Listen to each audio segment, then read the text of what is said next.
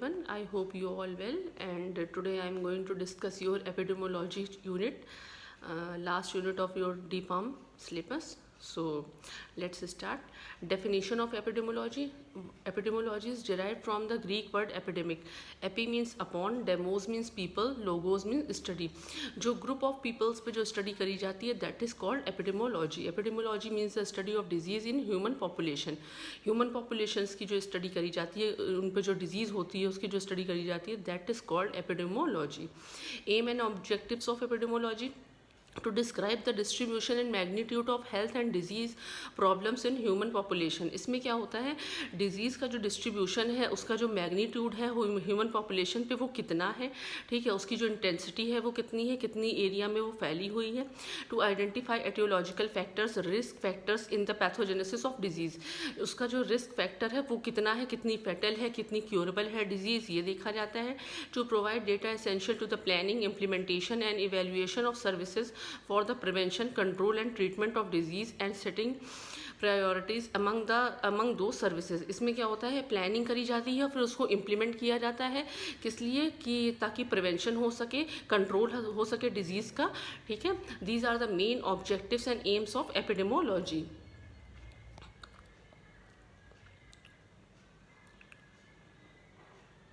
इसमें आप लोगों की मेन ऑब्जेक्टिव्स यही होते हैं कि आप लोगों की प्लानिंग देखी जाती है, उसको इम्प्लीमेंट कैसे किया जाता है, मेन यही देखा जाता है. डिस्ट्रीब्यूशन कहाँ, इंटेंसिटी कितनी है, आपकी जो डिजीज़ हुई है उसकी इंटेंसिटी क्या है, कितनी है, ठीक है. स्कोप ऑफ एपिडेमोलॉजी, इसमें क्या होता है, कॉजेशन ऑफ डिजीज़. डिजीज़ का कॉज क्या है, मतलब क्या उसका कॉज रहा है, डिजीज़ कैसे हुई. Natural history of the disease, history क्या थी डिजीज़ की, कहाँ से वो डिजीज़ बॉर्न हुई, ठीक है. Health status of the population, जिस पॉपुलेशन में वो डिजीज़ हुई है उनका हेल्थ स्टेटस क्या है, उनका हेल्थ स्टेटस क्या है, वो डिजीज़ उनके ऊपर कितनी इफेक्टिव है, कितनी फैटल है, कितनी क्योरेबल है. Evaluation of interventions. इम्यूनिटी क्या होती है, देखिए, इम्यूनिटी स्टेट और quality of being human. Immunity क्या होता है, आपकी जो प्रतिरोधक क्षमता होती है that is called immunity. Resistance exhibited by the host against any foreign antigen and towards injury caused by micro organism and their product. जो आपके फॉरेन पार्टिकल्स होते हैं वो जब आपकी बॉडी पे अटैक करते हैं तो जो एंटीबॉडी उनसे लड़ती है, प्रतिरोधक क्षमता डेवलप करती है, that is called immunity.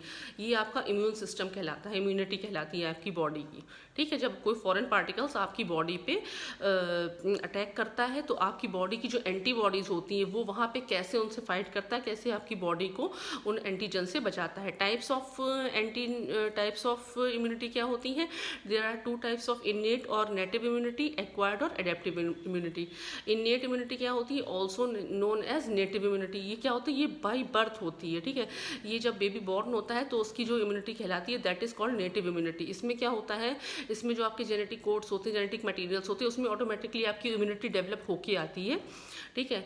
And to types की होती है, specific and non specific. Specific में क्या होता है, ये पर्टिकुलर एक पैथोजेंस पे अटैक करती है. जो पर्टिकुलर पैथोजन होता है उसके लिए ये स्पेसिफिक इनेट इम्यूनिटी कहलाती है. नॉन स्पेसिफिक में क्या होता है, इन जनरल कोई भी पैथोजेनिक बैक्टीरिया वायरस होगा उसके लिए जो इम्यूनिटी आपकी डेवलप होती है that is called non specific innate immunity.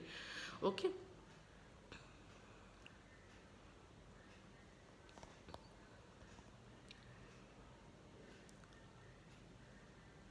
Next is acquired immunity. इसको क्या होते हैं, एक्वायर्ड को क्या कहते हैं, जो आप एनवायरनमेंट में रहते हैं, आपका जो एक्सपोजर होता है एनवायरनमेंट में उससे आपकी बॉडी में जो इम्यूनिटी डेवलप होती है that is called acquired immunity. And it's also called adaptive immunity. जो आप बाहर से अडेप्ट करते हैं, जो एनवायरनमेंट से अडेप्ट करते हैं that is called adaptive immunity. ये क्या होता है, जब आप बाहर रहते हैं, बाहर आपका एक्सपोजर हुआ तो उससे आपकी बॉडी में जो इम्यूनिटी डेवलप हुई. टू टाइप्स की होती है, एक्टिव और passive. Resistance develop by individual as a result of an antigenic stimulus. Passive में क्या होता है, resistance that is transmitted passively to a recipient in a readymade form, ठीक है. ये टू टाइप्स की एक्वायर्ड इम्यूनिटी होती है, active acquired immunity and passive acquired immunity.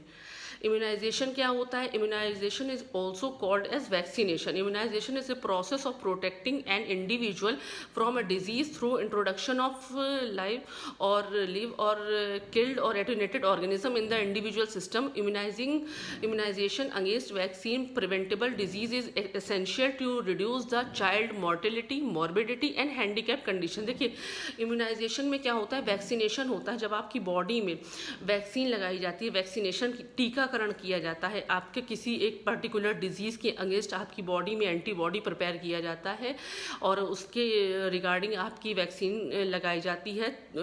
इस प्रोसेस को इम्यूनाइजेशन या वैक्सीनेशन कहते हैं. ठीक है, ये पर्टिकुलर डिजीज़ से आपकी रक्षा करती है, उसके खिलाफ आपके बॉडी में एंटीबॉडी तैयार करती है. इम्यूनाइजिंग एजेंट क्या होते हैं? वैक्सीन्स होते हैं, इम्यूनोग्लोबुलिन्स होते हैं, एंटीसेरा और एंटीटॉक्सिन्स होते हैं.